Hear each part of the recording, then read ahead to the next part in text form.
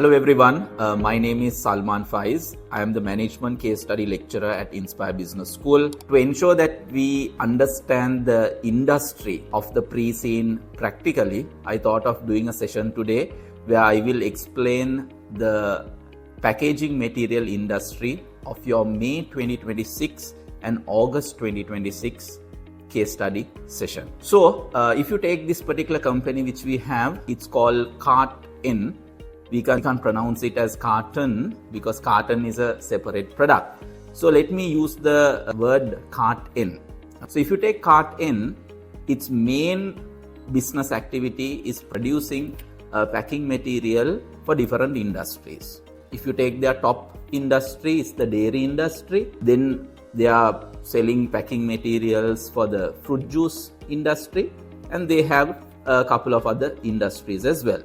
And if you take the dairy industry, they are selling packing materials mainly for the milk, fresh milk, ultra heat treated milk, and also various other packing materials for yogurts, ice creams, etc. So let me demonstrate some packing materials for you now. So from what we see in the pre-scene, it seems that they are producing a packing material like this. So I have taken an example of a product in Sri Lanka here. You can see that it's a 1 liter milk carton with a lid on top, and you can see that this sealed.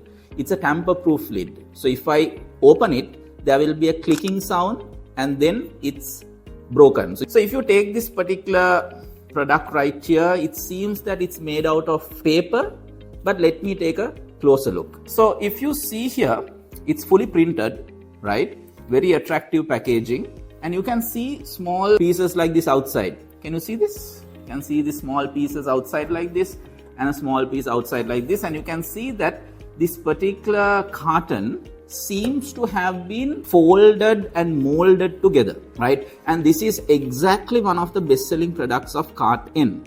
So how are they supplying this to their customers? How is Carton supplying this product to their customers? They don't supply it like this. This is not how they supply it.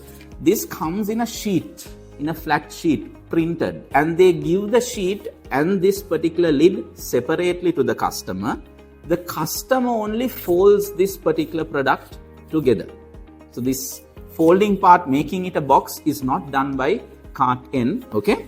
Now the printing of this particular bottle is done by Carton. Now whose branding do we need to use to print this? It's the customer's branding. So what Carton does is, they have a software developed based on the dimensions of this particular product. So if I just remove this full thing, it will come like a piece of paper like this, right? So they will give the dimensions of that to the client, and the client will put their branding onto those dimensions. So let me just do a small thing here, a small demonstration just for educational purposes. You can see this. I can just, remove this like this. I can also remove it like this. I can fully remove this entire thing. Can you see? It's sealed right here. This is where the seal is. This is just a gum, right? So I can open this whole thing like this. So just to demonstrate, if I just take a small piece out, this might leak. So let me just take a small piece right here. If I take this piece right here, guys, this is not just a piece of paper. This has several layers of product in it. So you can see paper, right? And if I am able to take this out, this piece, you will be able to see an aluminium piece as well somewhere inside. So let me just show this a very close-up picture. You can see there is a silver shiny layer, right? That's the aluminium. So you have paper, you have an aluminium layer inside, and also you have polythene to protect the outer surface, because if there is a leak on paper, the paper gets smudged, right? So you have several layers like that which constitute this particular product. So this product, including the lamination, because you have the aluminium layer, you have the paper, polythene, all those are laminated. So the lamination process should be done by Carton, not by the client. And this particular lid is sent separately, and the client should have the capability to infuse this lid into this product as well. So this is the major product which Carton is selling as at now. Okay, so this is considered a little bit of a technologically advanced product, but I have taken some other products as well to show you what else is happening.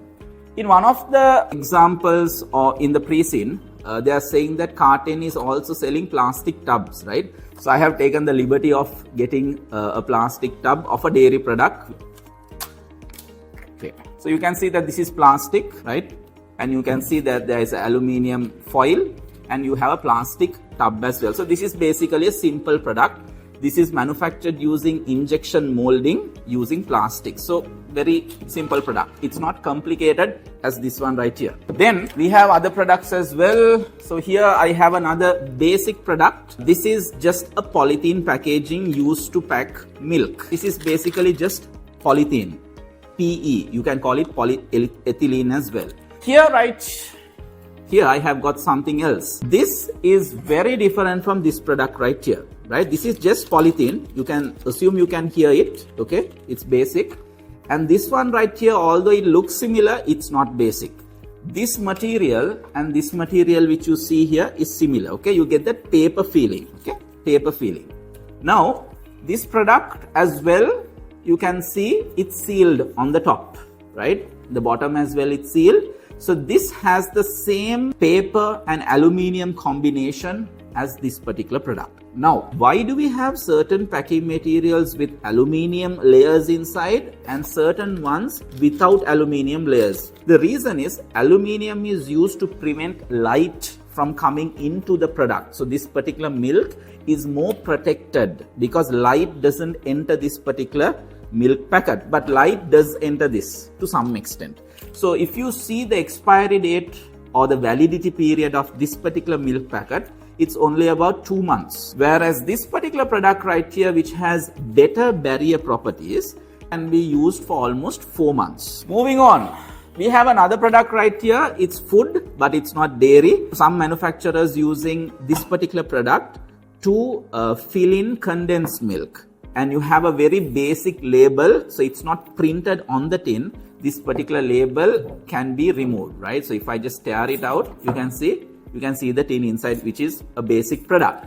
And Carten can introduce a tin-based product as well. There is a customer who wants to fill in condensed milk. This also has very good barrier properties. It's so oxygen, moisture, light can't enter these products. Okay, now let me take you to another product. This is just a box. It's called a paper box, and this is also used to store some food items. So you can see here, I just tore this box a bit. This is fully paper. There is no aluminium, no polythene, nothing. It's just paper. And you can see that this particular paper is grayish. It's not white. Normally we think of paper as white, right? So that white which you see here means it's fresh paper, virgin pulp, right? It's fresh. But if you see a grey back paper box, it means it's recycled. And recycling is very important in this pre-scene. And they have a separate director who is responsible for recycling and reusing certain items, repurposing certain items, etc. If you want to pack a product with a box, you have to have another material inside. So you have something like this inside where you pack the product. Okay, so this is the primary packaging. This is the one which touches the product.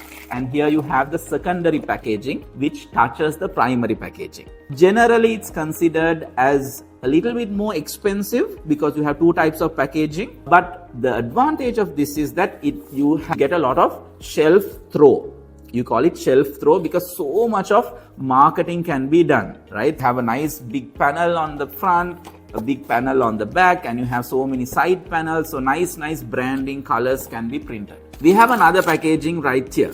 Although it seems to be very similar to this one, this is a completely different type of packaging. This has polyethylene, same as this, but it also has polyester, right? So you have polythene and polyester laminated together. Now, what's the difference? It's very difficult to recycle. But what's the advantage?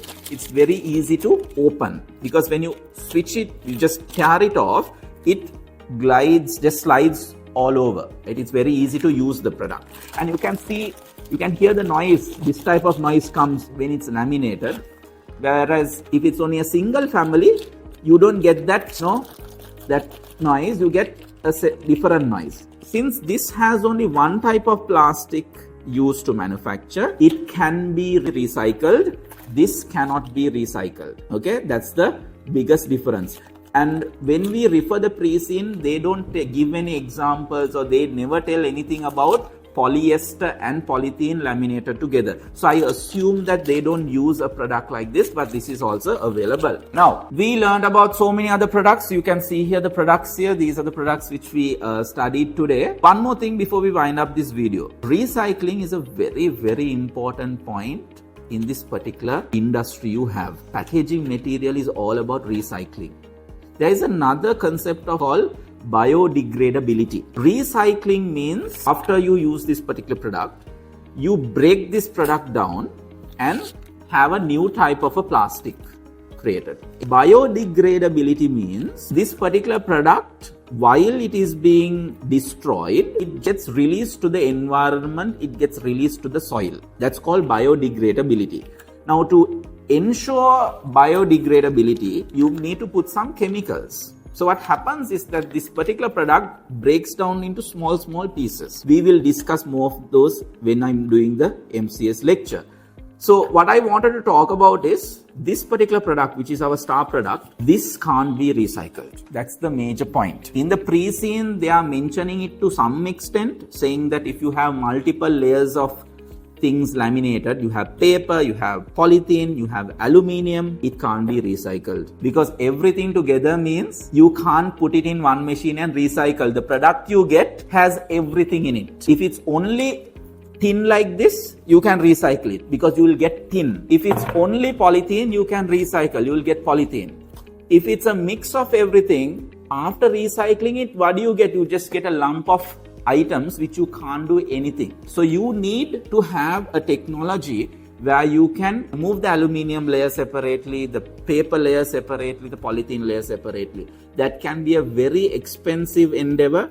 So that is something you need to think about when you're writing answers. So just wanted to have a very quick discussion on the packing materials, because just reading through the pre-seen, you might not understand everything. So having a discussion with practical items like this will always give you one step ahead in terms of understanding the pre-seen better. So all the very best, guys, for your exams, and we'll be discussing more of this stuff when you come for our lectures. We will be doing mock exams based on this stuff and learn many more things. Thank you very much.